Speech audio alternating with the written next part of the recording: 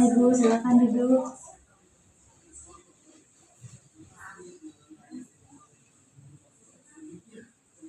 Saya data terlebih dahulu ya Bu. Nama, umur, dan alamatnya Ibu.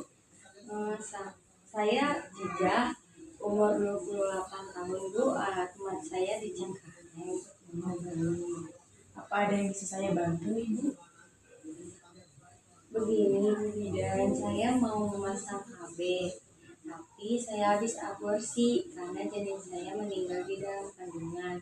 Kira-kira KB apa ya Bu yang cocok untuk saya? Oh begini Bu, penggunaan alat kontrasepsi yang efektif mungkin diperlukan setelah aborsi adalah pemasangan alat kontrasepsi dalam rahim atau yang biasa disebut IUD. IUD ini dapat dilakukan pada hari yang sama atau lebih lambat. Oh seperti itu ya Bu. Lalu KB IUD itu bagaimana ya Bu Bidan? Begini, IUD merupakan suatu alat atau benda yang dimasukkan ke dalam rahim yang sangat efektif mencegah kehamilan dan berjangka panjang. Dapat dipakai oleh semua perempuan usia reproduktif. Tingkat keefektifannya juga tinggi, yaitu 92-99% Ibu. Mekanisme kerja IUD sendiri yaitu menghambat kemampuan sperma untuk masuk ke tubuh fallopi, mempengaruhi fertilisasi atau proses peleburan sel sperma dan sel telur sebelum ovum mencapai kavum uteri, memungkinkan untuk mencegah implantasi telur dalam uterus atau proses tertanamnya hasil konsepsi di dinding endometrium.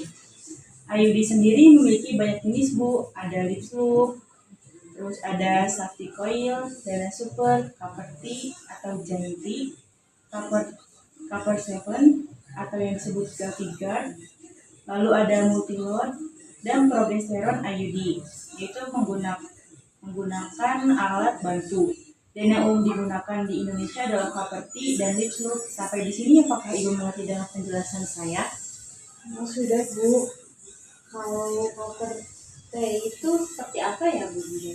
Copper T adalah IUD yang terbuat dari bahan polietilin yang berbentuk huruf T atau T ya Ibu.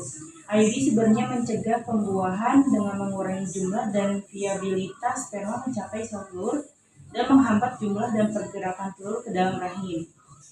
Diyakini bahwa tembaga pada gulungan dan lengan dari copper T ini meningkatkan efek kontrasepsi IUD. Copper T efektif mencegah kehamilan hingga 99%.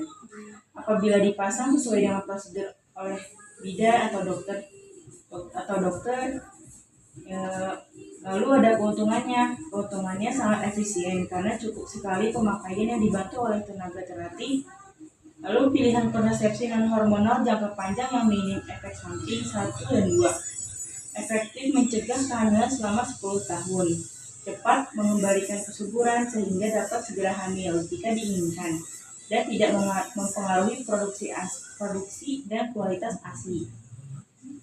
Lalu efektif mencegah kehamilan ektopik atau kehamilan di luar kandungan. Secara umum efek samping yang timbul memang ada Ibu, tapi tidak akan bersifat permanen.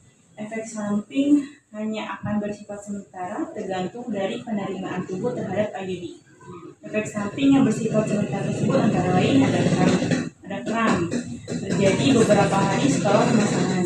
Lalu terdapat flek dalam beberapa minggu. Lalu haid lebih lama dari biasanya, lebih banyak pada 3 bulan pertama biasanya ya Bu. Lalu kram dan nyeri pada saat haid itu biasanya semakin terasa sakit itu kramnya.